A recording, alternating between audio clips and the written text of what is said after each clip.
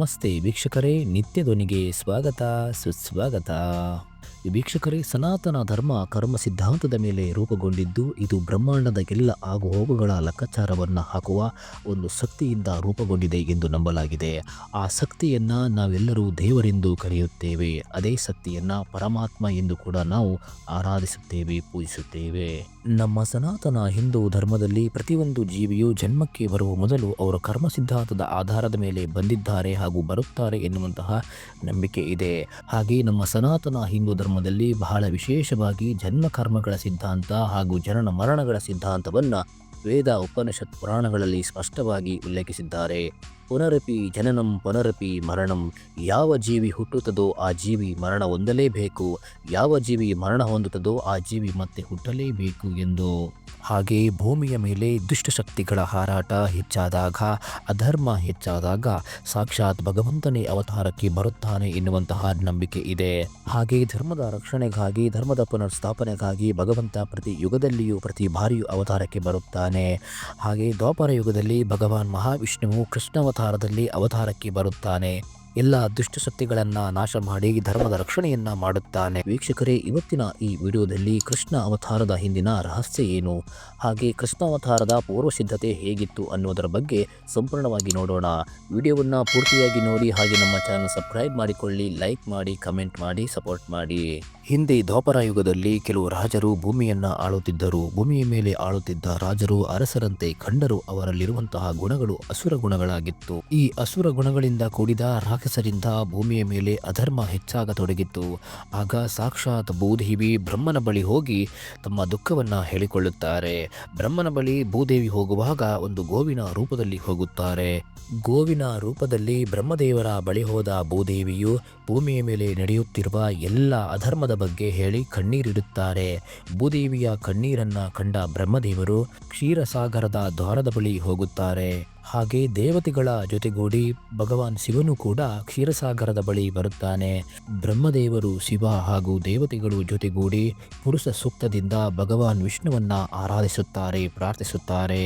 ಆಗ ಶ್ರೀಹರಿ ವಿಷ್ಣುವು ಪ್ರತ್ಯಕ್ಷನಾಗಿ ಬ್ರಹ್ಮದೇವರಿಗೂ ದೇವತೆಗಳಿಗೂ ನನ್ನ ಜನ್ಮಕ್ಕೆ ಬೇಕಾದಂತಹ ಎಲ್ಲ ಸಿದ್ಧತೆಗಳನ್ನು ಮಾಡಿಕೊಳ್ಳಿ ಎಂದು ಸೂಚನೆಯನ್ನ ನೀಡುತ್ತಾರೆ.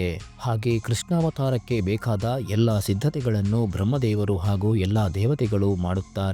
ವೀಕ್ಷಕರೇ, ಕೃಷ್ಣಾವತಾರದ ಪೂರ್ವ ಸಿದ್ಧತೆ ಹೇಗಿತ್ತು ಅನ್ನೋದನ್ನ ಈಗ ನೋಡೋಣ. ದೇವದಾನವರ ಯುದ್ಧದಲ್ಲಿ ಸಂಭಾಸುರನನ್ನ ಇಂದ್ರ ಕೊಲ್ಲುತ್ತಾನೆ. ಇದಾದ ನಂತರ ಇದರಿಂದ ಕೋಪಗೊಂಡ ಕಾಲನಮಿ ಎನ್ನುವ ಮಹಾದೈತ್ಯ ದೇವತೆಗಳ ಮೇಲೆ ದಾಳಿ ಮಾಡುತ್ತಾನೆ. ಕಾಲನಮಿ ಎನ್ನುವ ಈ ಅಸುರನಿಗೆ 1000 ತಲೆಗಳು, 2,000 ಕೈಗಳು. ಈತನನ್ನು ಸೋಲಿಸಲು ದೇವತೆಗಳಿಗೆ ಸಾಧ್ಯವಾಗುವುದಿಲ್ಲ. ದೇವತೆಗಳು ಕಂಗಾಲಾಗಿ ಹೋಗುತ್ತಾರೆ. ಇದೇ ಸಂದರ್ಭದಲ್ಲಿ ದೇವತೆಗಳು ಮಹಾವಿಷ್ಣುವಿನ ಬಳಿ ಹೋಗಿ ಬೇಡುತ್ತಾರೆ. ಮಹಾವಿಷ್ಣುವು ದೇವತೆಗಳ ಕಷ್ಟವನ್ನು ನೋಡಿ ಕಾಲನಮಿಯನ್ನು ಸಂಹರಿಸುತ್ತಾನೆ. ಕಾಲಾನಂತರ ಅದೇ ಕಾಲನಮಿ ಉಗ್ರಸೇನನ ಮಗ ಕಂಸನಾಗಿ ಹುಟ್ಟುತ್ತಾನೆ. ಹಾಗೆ ಹಿಂದೊಮ್ಮೆ ಮಧುಕೈಟಂಬರರು ವೇದಗಳನ್ನು ಕದ್ದೊಯ್ಯುತ್ತಾರೆ. ಇದೇ ಸಂದರ್ಭದಲ್ಲಿ ಶ್ರೀಹರಿ ಅವರನ್ನು ಸಂಹರಿಸಿ ಮಧುಸೂದನ ಎಂದು ಎನಿಸಿಕೊಳ್ಳುತ್ತಾರೆ. ಕಾಲಾನಂತರ ಮಧುಕೈಟಂಬರರು ಹಂಸಡಿಬ್ಬಕ ಎನ್ನುವ ದೈತ್ಯರಾಗಿ ಹುಟ್ಟಿ ಜರಾಸಂಧನ ಸ್ನೇಹವನ್ನ ಬೆಳೆಸುತ್ತಾರೆ. ಹಾಗೆ ಸನಕಾದಿ ಮುನಿಗಳ ಶಾಪಕ್ಕೆ ತುತ್ತಾದ ವೈಕುಂಠ ಪಾಲಕರಾದ ಜಯವಿಜಯರು ತಮ್ಮ 3ನೇ ಜನ್ಮದಲ್ಲಿ ಶಿಶುಪಾಲ ಮತ್ತು ದತ್ತವಕ್ರರಾಗಿ ಹುಟ್ಟಿದರು. ಶ್ರೀಹರಿಯ ವೈರಿಯಲ್ಲೊಬ್ಬ ಮೂಲಕಲಿ ಅಗ್ರಸೇನ ಕಾಲಾನಂತರ ದುರ್ಯೋಧನನಾಗಿ ಹುಟ್ಟಿದನು. ಬಲಿಚಕ್ರವರ್ತಿಯು ದೈತ್ಯ ವಂಶದ ಬೃಹದತ್ತನ ಮಗನಾದ ಸಾಲ್ವನಾಗಿ ಹುಟ್ಟುತ್ತಾನೆ. ಇನ್ನು ಬಾಣಾಸುರನೆಂಬ ದೈತ್ಯ ಕಾಲಾನಂತರ ಕೀಚಕನಾಗಿ ಜನ್ಮ ತಾಳುತ್ತಾನೆ. ಈ ಅಸುರಶಕ್ತಿಗಳ ಹುಟ್ಟು ಎಲ್ಲವೂ ಕೂಡ ದ್ವಾಪರ ಯುಗದಲ್ಲಿ ಆಗುತ್ತದೆ. ಕಾಲಾನಮಿ, ಕಂಸ, ಮಧುಕೈಟಂಬ, ಹಂಸಡಿಪ್ಪಕ, ಅಗ್ರಸೇನ, ದುರ್ಯೋಧನ, ಜಯವಿಜಯ, ಶಿಶುಪಾಲ, ದಂತವಕ್ರ, ಬಲಿ, ಸಾಲ್ವ, ಬಾಣಾಸುರ, ಕೀಚಕ ಈ ಎಲ್ಲ ಅಸುರ ಶಕ್ತಿಗಳು ಹುಟ್ಟಿ ಕೃಷ್ಣನಿಂದ ಮುಕ್ತಿಯನ್ನ ಪಡೆಯುತ್ತಾರೆ. ಇನ್ನು ಕಶ್ಯಪ ಮಹರ್ಷಿಗೆ 2 ಪತ್ನಿಯರು, ಅದಿತಿ ಮತ್ತು ಸುರಭಿ. ಕಶ್ಯಪರಿಗೆ ವರುಣನೆನ್ನುವ ಮಗನಿದ್ದ. ಇವನು ಬ್ರಹ್ಮನ ಭಕ್ತ. ಬ್ರಹ್ಮದೇವರು ಇವನ ಭಕ್ತಿಗೆ ಒಲಿದು ಕಾಮಧೇನು ಎನ್ನುವ ಹಸುವನ್ನ ನೀಡುತ್ತಾರೆ. ಅದಿತಿ ಮತ್ತು ಸುರಭಿ ಇವರಿಬ್ಬರು ಕಾಮಧೇನುವನ್ನು ಬಯಸುತ್ತಾರೆ. ಕಶ್ಯಪರು ಬೇರೆ ವಿಧಿಯಿಲ್ಲದೆ ಕಾಮಧೇನುವನ್ನು ಕದ್ದು ತಂದು ಪತ್ನಿಯರಿಗೆ ಕೊಟ್ಟು ಬಿಡುತ್ತಾರೆ. ಇದರಿಂದ ಕೋಪಗೊಂಡ ಬ್ರಹ್ಮದೇವ ಕಶ್ಯಪರಿಗೆ ಕ್ಷತ್ರಿಯರಾಗಿ ಜನಿಸುವೆಂದು ಶಾಪವನ್ನು ಕೊಡುತ್ತಾರೆ. ಅದರಂತೆ ಕಶ್ಯಪರು ಯದುವಂಶದ ಸೂರ ಮಹಾರಾಜನ ಮಗನಾಗಿ ವಸುದೇವನಾಗಿ ಜನಿಸುತ್ತಾರೆ. ಅದಿತಿ ಮತ್ತು ಸುರಭಿ ದೇವಕಿ ರೋಹಿಣಿಯರಾಗಿ ಜನಿಸುತ್ತಾರೆ. ವಸುದೇವ ದೇವಕಿಯರು ನಾರಾಯಣನ ಕುರಿತು ತಪಸ್ಸನ್ನು ಮಾಡಿ ಸಾಕ್ಷಾತ್ ಭಗವಂತನೇ ತಮ್ಮ ಮಗನಾಗಿ ಬರುವಂತೆ ವರ ಪಡೆದರು.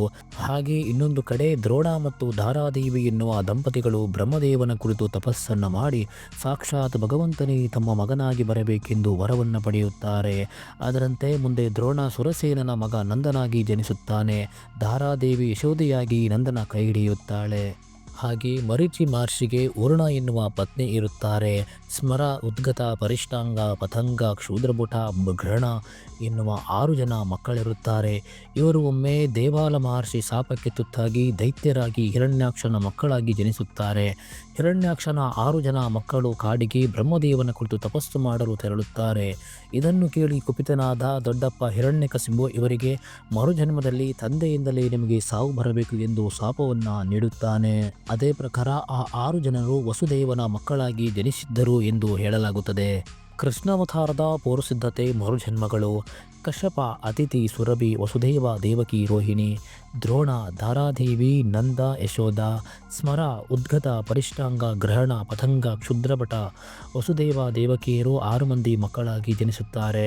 ಇನ್ನು ಮಹಾವಿಷ್ಣುವಿನ ಅವತಾರಗಳು ಕ್ರಮವಾಗಿ ಕೆಲವು ಜನ್ಮಗಳಲ್ಲಿ ಸುತಪ, ಪ್ರಶ್ನಗರ್ಭ, ಕಶ್ಯಪ, ಅತಿಥಿ, ವಾಮನ, ವಾಸುದೇವ, ದೇವಕಿ, ಕೃಷ್ಣಾವತಾರಕ್ಕೆ ಬೇಕಾದ ಪೂರ್ವ ಸಿದ್ಧತೆಗಳನ್ನು ಸಾಕ್ಷಾತ್ ಭಗವಂತ ತನ್ನ ಆಜ್ಞೆಯಂತೆ ಮಾಡುತ್ತಾನೆ. ಹಾಗೆ ಭಗವಂತನ ಆಜ್ಞೆಯಂತೆ ದೇವತೆಗಳು ಅದಕ್ಕೆ ಬೇಕಾದ ಎಲ್ಲ ಸಿದ್ಧತೆಗಳನ್ನು ಮಾಡುತ್ತಾರೆ. ಹಾಗೆ ಕೃಷ್ಣಾವತಾರ ಭಗವಂತನ ದಶಾವತಾರಗಳಲ್ಲಿ ಸಂಪೂರ್ಣಾವತಾರ ಎಂದು ಹೇಳಲಾಗುತ್ತದೆ.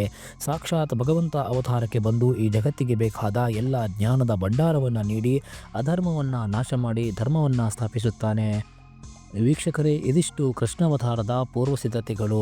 ನಿತ್ಯ ಧ್ವನಿಯ ಮಾಹಿತಿಗಳು, ವಿಡಿಯೋಗಳು ನಿಮಗೆ ಇಷ್ಟವಾದರೆ ದಯವಿಟ್ಟು ಲೈಕ್ ಮಾಡಿ, ಕಮೆಂಟ್ ಮಾಡಿ, ಸಬ್ಸ್ಕ್ರೈಬ್ ಮಾಡಿಕೊಳ್ಳಿ.